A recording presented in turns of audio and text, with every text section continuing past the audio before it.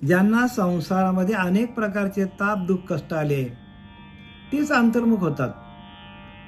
नाही तर त्यांना जग खरं वाटतं. सगळं जे काही जगामध्ये चाललेलं आहे ते प्रत्येक माणसाला खरं वाटतं, पण हे खरं कोणाला वाटत नाही.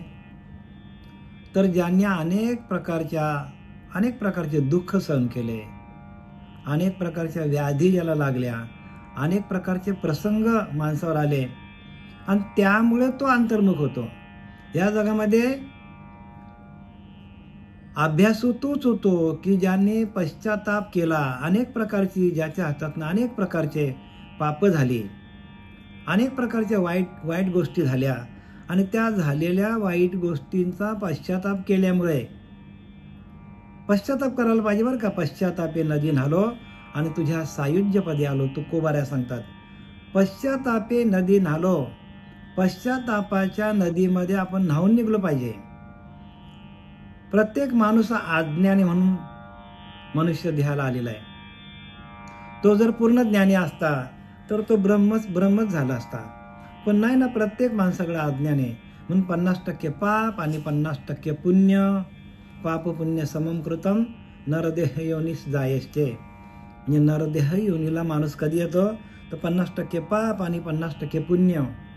हे जेव्हा सम होते पाप पुण्य समम कृतम, सम होते पाप पुण्य, त्यावेळेला मनुष्य देह मिळतो. मग मिळालेल्या जन्मातून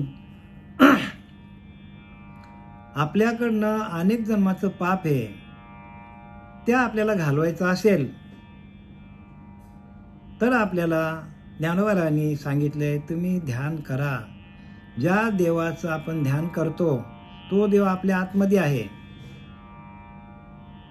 आणि त्या देवाचं आपण ध्यान केलं की ध्यान करता करता, आत्मचिंतन करता करता अनेक जन्माचं आपल्याकडनं झालेलं पाप एका क्षणात निघून जातो. आपल्याला गोष्ट माहिती आहे, वाल्याची गोष्ट. किती पापं केली असतील त्यांनी, अनेक पापं केली, 7 रांजण भरण एवढी पापं केली त्यांनी, पण त्याच्याकडे राहिलं का ते पाप? नाही राहिलं. तसं आपल्याकडं अनेक जन्मामध्ये आपल्याकडनं पापं झालेली आहेत, पण आपण ह्या पूजा अर्चा करून ती पापं जाणार नाही. आपल्याला काय करावं लागेल तर ध्यान करता करता जो आत्मदेव आपल्या आतमध्ये, त्या आत्मदेवाला आपण शरण जायला पाहिजे. शरण कुठे जायचं? जो होय माझा अनन्य शरण त्याचे निवारी मी जन्म मरण. सरळ सरळ माऊलीने लिहिले, जो होय माझा अनन्य शरण त्याचे निवारी मी जन्म मरण. अनन्य भावाने मला शरण आलं तर जन्म मरणाचा फेरा मी चुकवतो, असं कृष्ण परमात्मा अर्जुनाला सांगतो. या लागी शरणागता शरण मीच एकू, शरण येण्याला मीच एक आहे. मग शरण कसं यायचं? भगवंताला शरण कसं जायचं? सर्वसामान्य लोकांना विचारलं, भगवंताला शरण कसं काय जाणार? तर ते सांगतील, मंदिरात जायचं, मंदिरातली जी मूर्ती असते तिच्यावर, त्या मूर्तीच्या पायावर डोकं ठेवायचं आणि शरण जायचं. असं शरण जाऊन आपली पापं जातील का? मला सांगा तुम्ही. नाही ना, असं शरण नाही जायचं. शरण कुठे आहे? जिथं भगवंत राहतो तिथे आपण शरण जायला पाहिजे. भगवंत कुठे राहतो? हृदयस्थो नारायण. सरळ लिहिले की नाही? भगवंत हृदयामध्ये राहतो आणि हृदयस्थाच्या ठाई नारदाने भगवंताला प्रश्न केलाय की भगवंता शरण रिघावे कवन्या ठाई, शरण रिघावे कवन्या ठाई, तरी मी असे तुझ्या हृदयी. उद्धवानी प्रश्न केलाय बरं का.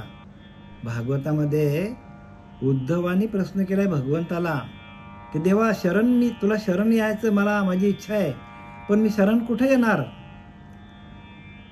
लोकांचा भ्रम आहे की आपण मंदिरात गेलो, आपण तीर्थाला गेलो, शरण कुठे जाणार तुम्ही? मग त्याच्या प्रश्नाचं उत्तर भगवंताने दिला की शरण रिघावे कवन्या ठाई. उद्धवानी प्रश्न केलाय एकनाथी भागवतामध्ये. भगवंत सांगतो, मी असे तुझ्या हृदयी, मी तुझ्या हृदयामध्ये आहे. आणि हृदयस्थो नारायण, भगवंत प्रत्येकाच्या हृदयामध्ये. या हृदयस्थाच्या ठाई शरण रिघावे लवलाही, ताबडतोब तू शरण येते तर मला हृदयाच्या ठाई. आता हृदयाच्या ठाई आपल्याला शरण यायचं असेल तर त्याला एकमेव कारण ज्ञानोबारांनी 6व्या अध्यायात लिहून ठेवलंय. काय लिहिले 6व्या अध्यायामध्ये? ध्यानयोग. अभ्यास योग, भगवंताचं ध्यान हृदयामध्ये केलं की भगवंत हृदयामध्ये प्रगट होतो. लांब जाण्याची गरज नाही. आणि लोक लांब पळतात, काय करणार त्याला आता? कारण त्यांना तसा सांगणारा गुरु मिळत नाही. सगळं काही कुठे आपल्या आतमध्ये. अंतर्मुख होणं हीच खरी भक्ती आहे. जसं जसं आपण अंतर्मुख होणार तसं तसं आपला ध्यान होणार, तसं तसं आपला अभ्यास होणार, तसं तसं आपण आत्मदेवाशी एकरूप होणार. म्हणून आत्मसंयम योग 6. आणि एवढं करून बाकी दुनियामध्ये सगळे लोक करतात. सगळं जे काय असेल ते करतात. हवन करतात, यज्ञ करतात, काय काय करतात, व्रत करतात, वैकल्य करतात, स्नान संध्या जप तप सगळं करतात. पण हृदयामध्ये असलेल्या भगवंताला शरण कोणीही जात नाही. आणि हृदयामध्ये शरण जाण्यासाठी आत्मसंयम योग म्हणजे आत्म्याशी एकरूप कसं व्हायचा हा योग आहे. योग म्हणजे जोडणे. या 6व्या अध्यायामध्ये संपूर्ण तेच सांगितलंय. योग म्हणजे आपल्या आत्मतत्वाशी, आत्मदेवाशी जोडणं, एकरूप होणं, त्या आत्मदेवाचं भजन करणं. अखंड चिंतन विठोबाचं म्हणजे काय? अखंड विठोबा कुठे आहे? आपल्या हृदयामध्ये आहे. आणि त्या विठोबाचं भजन कसं करायचं हे तुकोबाऱ्यांना कोणी सांगितलं? बाबाजी चैतन्यांनी सांगितलं. ज्ञानोबाऱ्यांना निवृत्तीनाथांनी सांगितलं. रामाला वशिष्ठांनी सांगितलं. कृष्ण परमात्मा जो मी बोलविल्या वेद बोले, मी चालविल्या सूर्य चाले, या संपूर्ण जगाती चालित आम्ही, अशा कृष्ण परमात्म्याला हा योग कोणी सांगितला? संदीपन ऋषींनी सांगितला. तसा आपल्याला गुरु जोपर्यंत आपल्याला वाट दाखवत नाही, कसं आतमध्ये जायचं, आपल्या आत्मदेवाशी एकरूप कसं व्हायचं. आत्मसंयम योग, आत्म्यावरती, आत्मस्वरूपावरती आपण आत्मस्वरूपाशी एकरूप होऊन त्या आत्म्याचं भजन कसं करायचं हे सांगणारा गुरु जोपर्यंत जीवनात येत नाही तोपर्यंत केलेले सर्व कर्म निरर्थकम. जे काय आपण करणार, जे जे करशी आणि काही नामा परते तत्व नाही, तुकोबाऱ्या सांगतात. हकारुनी सांगे तुका, नाम घेता राहू नका. मग ते नाम काय? ते नामच परब्रह्म आहे. जे नाम आपण जपतो या आनंद संप्रदायामध्ये ते नामच भगवंत आहे. आणि ते नामच कोणाला माहित नाही. आणि ते नाम जपण्यासाठी 6वा अध्याय ज्ञानोबारांनी दिलेला आहे. आणि या 6व्या अध्यायाच्या द्वारे मग गुरु केलं काय करायचं? मग तेथे आपण एकाग्र अंतकरण करून सद्गुरु स्मरण अनुभवी जय ज्ञानोबारा सांगतात. मग तेथे आपण एकाग्र अंतकरण एक चित्त करा, करून सद्गुरु स्मरण, गुरूंचं स्मरण करा. आणि गुरु नसेल तर कोणाचं स्मरण करणार आपण? ज्यांनी गुरु नाही केला त्याचा जन्म व्यर्थ गेला. याचा अर्थ काय? कोणत्या देवाची पूजा करणार तुम्ही? कारण आधी अनादी काळापासून ही सृष्टी निर्माण केलेली आहे. आपण ज्याला भगवंत समजतो, ज्यांना आपण देव समजतो, ज्या मूर्त्या असतील, जे आता मी नाव घेत नाही कारण लोकांना राग येईल.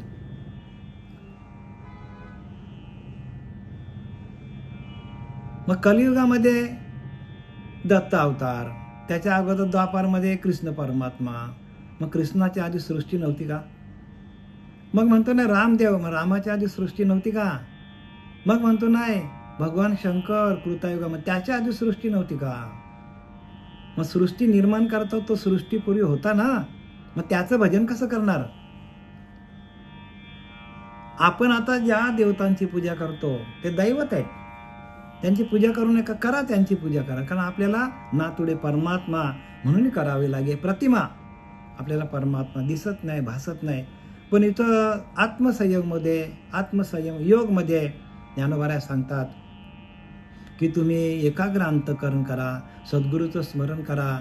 आणि करून सद्गुरू स्मरण अनुभवी जे अनुभव घ्या भगवंताच्या त्या चैतन्य स्वरूपाचा, त्या भगवंताच्या नामाचा अनुभव घ्या असं सांगतात. मग तेथे आपण एकाग्र अंतकरण करून सद्गुरू स्मरण अनुभवी जे विषय विसर पडे, मनाची कसमस मोडे आणि मनाची घडी घडे हृदयामध्ये. म्हणजे हृदयामध्ये आपण ध्यान करायला सांगितलंय. आणि त्यातून काय होतं, ते तसं केल्यानंतर स्वतः अंतःकरण जिता सकल कामोपशांता. तसं आपण भजन केलं तर स्वतःचं अंतःकरण जिंकता येतो. अंतःकरणामध्ये सगळे आपले विषय बसले तर अंतःकरणामध्ये आपल्या अंतःकरणामध्ये त्रिगुण आहेत, आपल्या अंतःकरणामध्ये विषय आहेत, आपल्या अंतःकरणामध्ये अहंकार आहे. हा जोपर्यंत जात नाही तोपर्यंत कोणत्या देवाची पूजा करणार आपण? कारण आपण तिथपर्यंत पोचतच नाही ना. हा आपला अंतःकरण मलिन आहे. नामापर्यंत पोचायचं असेल तर नाम हा शस्त्र आहे. आणि तो शस्त्र तुम्ही चालवता तुम्हाला आला की सगळे विषय बाजूला होतात, अंतःकरण शुद्ध होतो, रजोगुण तमोगुण बाजूला होतात, अहंकार बाजूला होतो. म्हणून स्वतः अंतःकरण जिता सकल कामोपशांता. परमात्मा पर्वता दुरीने, परमात्मा लांब नाही. मग ते अंतःकरण जिंकायचं कसं? तर ध्यानयोगातून जिंकता येतो, अभ्यासातून जिंकता येतो. असं जिंकता येत नाही बरं का.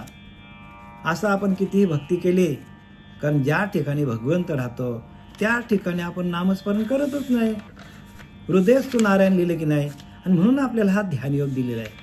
आणि ध्यानयोगाच्या माध्यमातून आपल्याला ज्ञान होतो. तुम्हाला कुठे जायची गरज नाही. तुकोबाराय कोणत्या शाळेत गेले होते? ज्ञानोबाराय कोणत्या शाळेत गेले? नाथ बाबा कुठल्या शाळेत गेले? आणि त्यांनी लिहिलेल्या त्या ग्रंथांवर आपल्याला लोक आत्ताची PhD करतात तरी त्यांना ते कळत नाही. का? कारण ते भगवंत त्यांच्या हृदयामध्ये राहून भगवंतानीच प्रत्येक ओवी लिहून काढलेली आहे. ज्या भगवंतानी ओव्या लिहून काढल्या त्या भगवंताशी आपण एकरूप झालो नाही ध्यानयोगातून तर आपल्याला ज्ञान कसं कळेल? या सगळ्या ओव्या भगवंताने त्या ज्ञानोबारायाच्या हृदयामध्ये राहून लिहिल्यात. मग आपल्याला जर त्या ज्ञानोबारायासारखा त्या संतांसारखा आपण झालो नाही, संततेची देव निमित्त त्या प्रतिमा निमित्ताला आहेत, संतच देव आहेत. बघा ना किती आपल्याकडे किती प्रथा, आपल्याकडे अंधश्रद्धेच्या प्रथा आहेत. कोणी बकरा काय कापतो, कोणी काय कोंबडा काय कापतो, काय काय करतात लोक. का? तर आपल्याकडे अज्ञान आहे. आणि या अज्ञान जाण्यासाठी संतांनी आपल्याकडे काय दिलेले आहे? तर आपल्याकडे हे ज्ञान, ह्या सगळे आपल्याला ग्रंथ दिले. आपल्याला ग्रंथ आपले गुरु आहेत. आणि म्हणून ज्ञानोबाराया सांगतात ते कुंडलिनी जगदंबा जे चैतन्य चक्रवर्तीची शोभा जया विश्वविधाची या कोंबा सावली केली. म्हणून ती ध्यान अभ्यास म्हणजे काय? ध्यान अभ्यास म्हणजे काय? आत्मसंयम योग म्हणजे काय? ध्यानयोग म्हणजे काय? ती कुंडलिनी जागृत करणं. कुंडलिनी 3.5 हात आपल्या नाभीच्या ठिकाणी बसलेली आहे. आणि ती जोपर्यंत जागी होत नाही आणि तिचा प्रवाह वरच्या ब्रह्मरंध्राकडे जात नाही तोपर्यंत खऱ्या ज्ञानाची प्राप्ती होणार नाही. म्हणून ते कुंडलिनी जगदंबा, ती जगदंबा आहे. ते चैतन्य चक्रवर्तीची शोभा ती कशी आहे? चैतन्य स्वरूपामध्ये आहे ती. आणि जया विश्वविधाची या कोंभा की ज्या कुंडलिनी शक्तीतून संपूर्ण विश्वाची निर्मिती झालेली आहे. संपूर्ण विश्वाची अंडज स्वेदज जारज उद्भिद चारी खाणींना निर्माण करणारी ती कुंडलिनी जगदंबा आहे. आणि ती आपल्याला, तिची अनुभूती आपल्याला अभ्यास योगातून, ध्यान योगातून प्रत्येक साधकाला होतो. प्रत्येक साधकाला होतो बरं का. आणि ती कुंडलिनी जगदंबा आपल्याला जर प्रगट झाली तर ज्ञान आपल्याला शोधत येतो. तुकाराम महाराजांना ज्ञान शोधत आलं, ज्ञानोबारायांना ज्ञान शोधत आलं. प्रत्येक साधकाला ज्ञान शोधत येईल. ज्ञान कुठे मागण्याला जायची गरज नाहीये. का? तर ज्ञान आपल्या आतमध्येच आहे. ज्ञानगंगा आपल्या आतमध्ये आहे. आणि त्या गंगेचा प्रवाह जो आहे तो सद्गुरू भेटल्यानंतर ज्ञान गंगा आपल्या आतमध्येच आहे. ज्ञान स्वरूपावस्था आपल्या आतमध्येच आहे. प्रत्येक माणूस हा ज्ञानीच आहे. पण तो ज्ञान प्रवाहित का होत नाही? तो बंद पडलेला आहे. ती ज्ञान बंद पडलेलं आहे. का? तर प्रत्येक माणूस हा विषयामध्ये अडकलेला आहे. प्रत्येक माणूस हा प्रपंचामध्ये अडकलेला आहे, मोहामध्ये अडकलेला आहे. आणि ते मोह, ते प्रपंचाचं ज्ञान जोपर्यंत वैराग्यात बदल होत नाही, वैराग्य येत नाही, विवेक निर्माण होत नाही माणसाकडे, कुंडलिनी जागृत झाल्यानंतर प्रत्येकाच्या पिंडामध्ये वैराग्य उत्पन्न होतो, विवेक उत्पन्न होतो.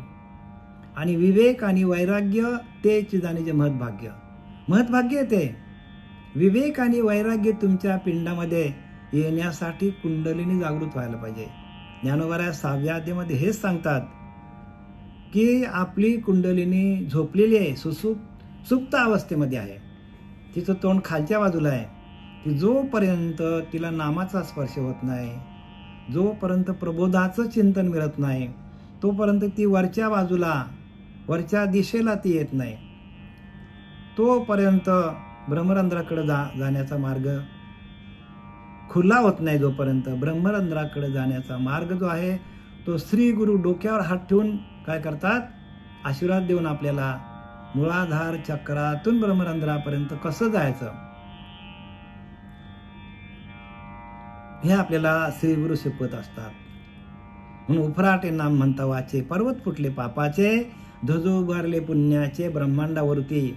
वाल्या कोलीच्या बाबतीत संत रामदासांनी लिहिले उफराटे नाम म्हणता वाचे, म्हणजे मूलाधार चक्रातून ते ब्रह्मरंध्रापर्यंत जाणारं जे नाम आहे, उफराटे नाम म्हणता वाचे, पर्वत फुटले पापाचे. पापाचे डोंगरच्या डोंगर झाले होते, एका क्षणात भस्म झाला. ज्यावेळेला कुंडलिनी जागृत होते त्यावेळेला मूलाधार चक्रातून जे चैतन्य ब्रह्मरंध्राकडे दिशेला, ब्रह्मरंध्राच्या दिशेला सहस्त्रतळाकडे जायला निघते, त्यावेळेला तिला म्हटलेले आहे उफराटे नाम म्हणता वाचे, पर्वत फुटले पापाचे. त्यावेळेला आपल्याकडे पर्वतच्या पर्वत असतील पापाचे, तरी त्याचा एका क्षणात नायनाट होतो. ध्वज उभारले पुण्याचे ब्रह्मांडावरती. आणि पुण्य एवढा जमा होतो ती कुंडलिनी जागृत झाल्यावर की मुंगीच्या मनातली तो माणूस जाणतो. सर्व सिद्धी त्याच्या पायाशी लोटांगण घालतात. जेवढ्या सिद्धी आहेत, जेवढं ज्ञान आहे, तेव्हा त्या ज्या साधूची कुंडली जागृत झाल्यानंतर सर्व सिद्धी अष्टसिद्धी पायाशी लोटांगण घालतात. पण तो साधू त्या अष्टसिद्धी घेत नाही का? कारण त्या अष्टसिद्धी रिद्धी सिद्धी निद्धी अवघीचं उपाधी सांगितलंय, जवळ त्या परमानंदी म्हणून आहे. ज्ञानोबा सांगतात रिद्धी सिद्धी निद्धी अवघीच उपाधी येते. मग त्या उपाधीच्या मागे जात नाही साधू बरं का. साधू काय करतात, परब्रह्म तत्वाशी एकरूप होतात आणि परब्रह्माच्या चैतन्यामध्ये स्वतःला विलीन करून घेतात. कुठल्याच वासना, कुठल्याच कामना मनामध्ये नसतात त्यांच्या.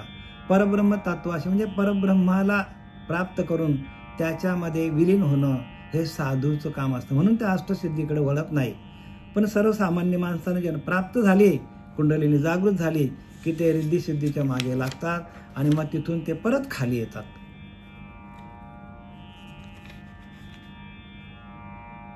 आता इथे ज्ञानोबराय काय सांगतात बघा पुढे.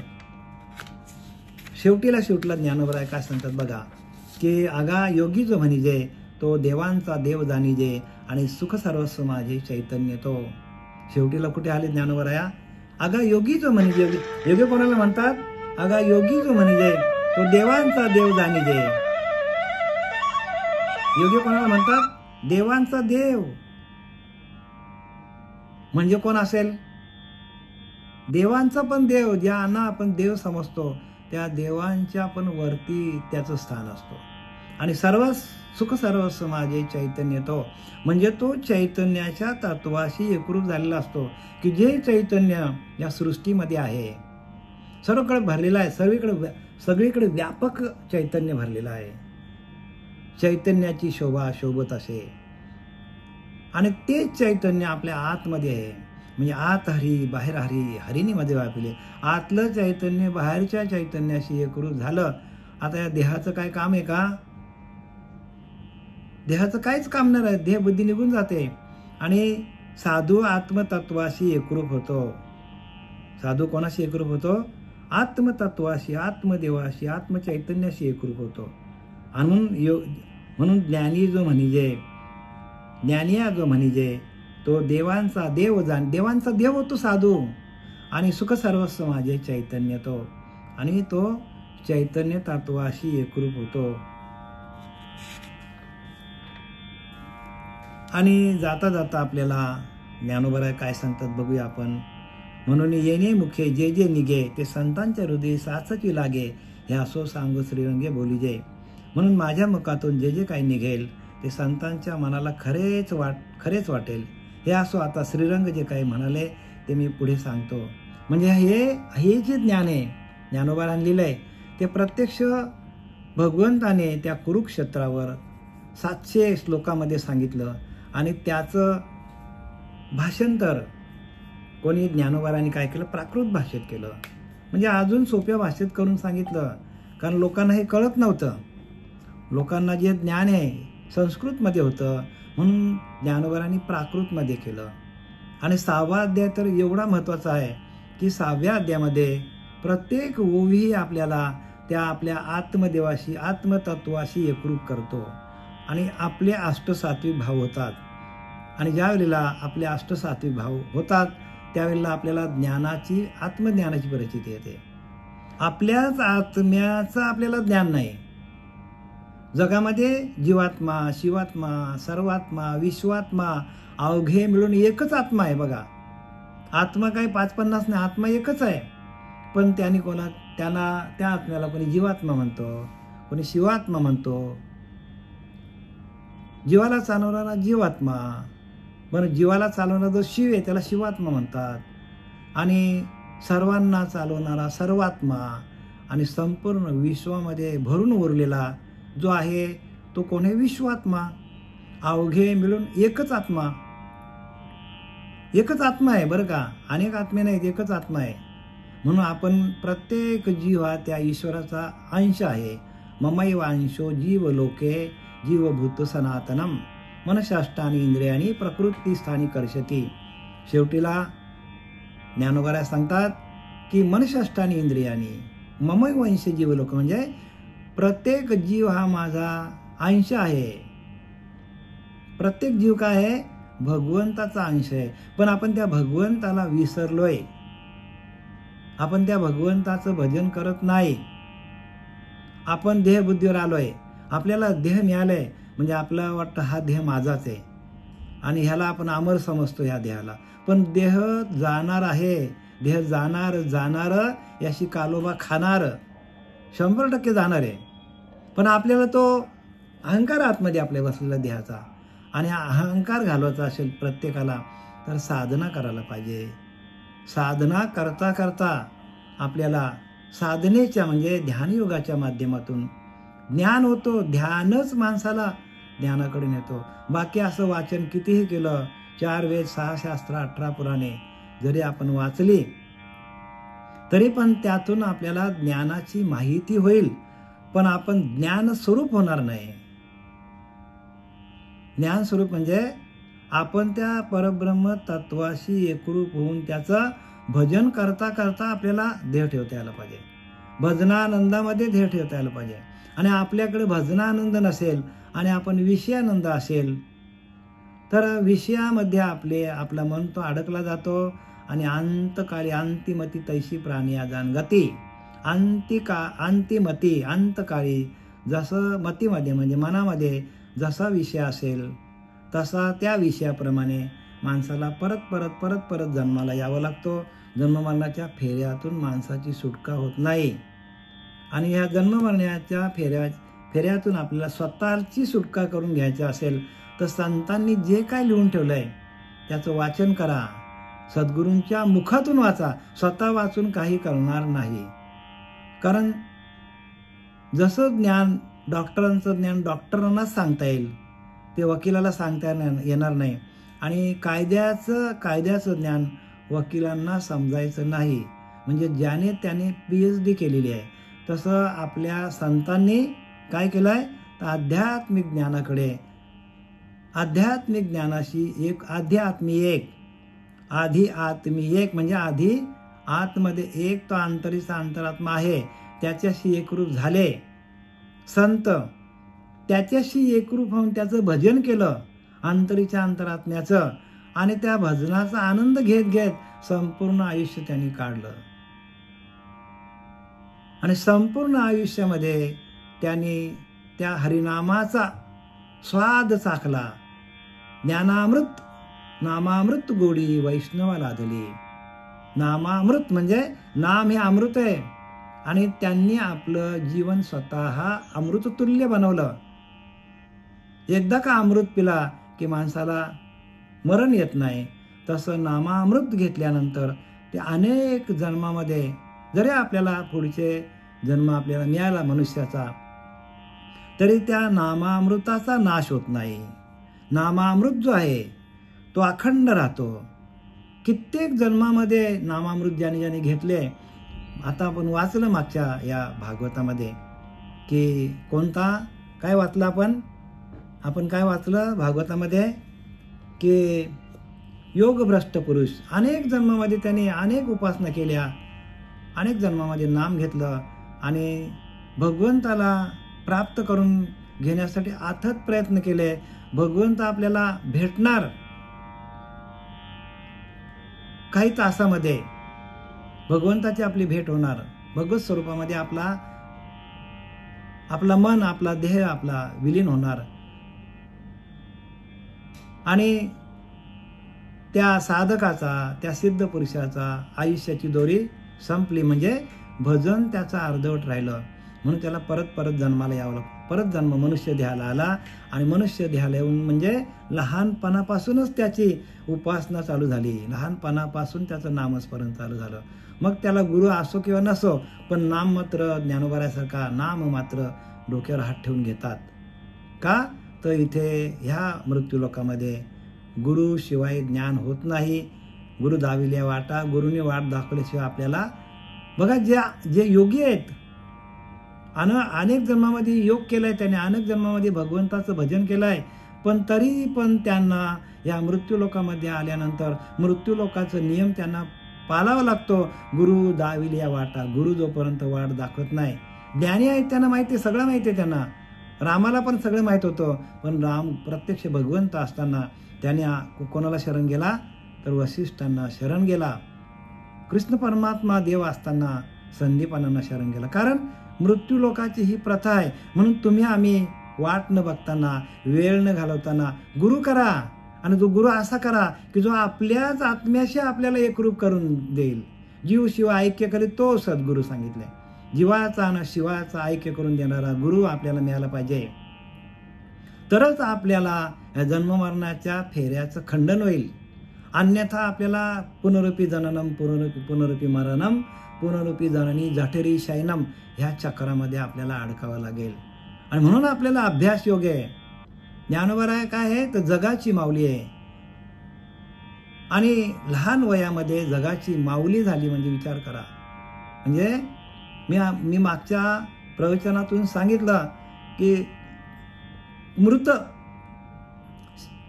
मृत झालेले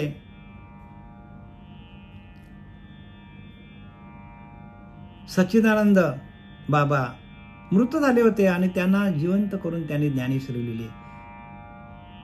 निर्जीव भिंत चालवली, रेड्या मुखे वेद म्हणून दाखवले.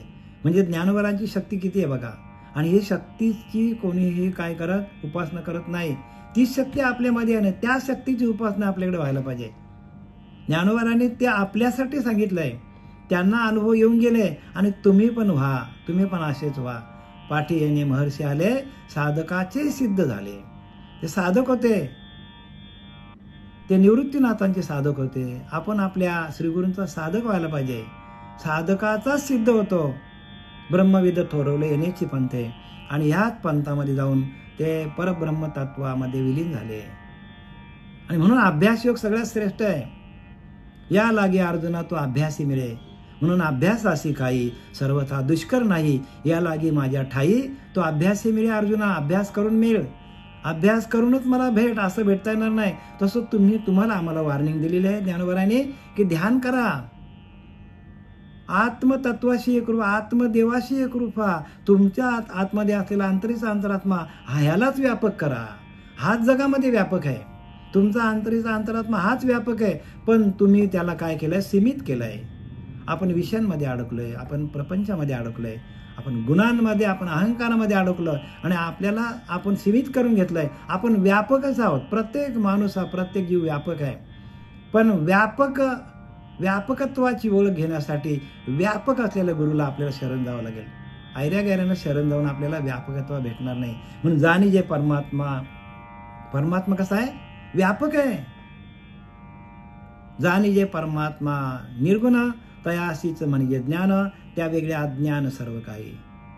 परमात्मा ऐसे एक वस्तू असे ते जया दिसे ज्ञानास्तव, त्या वेगळे त्या एकी विन भवस्वर्गादी ज्ञान, त्या अज्ञान ऐसा मने निश्चय केला. एका परमात्मा तत्वाशी एकरूप झालं नाही, एका परमात्म्याला आपण ह्याच मनुष्य देहामध्ये येऊन भेटलो नाही, तर सगळं केलेलं कर्म आपलं फुकट जाणार आहे.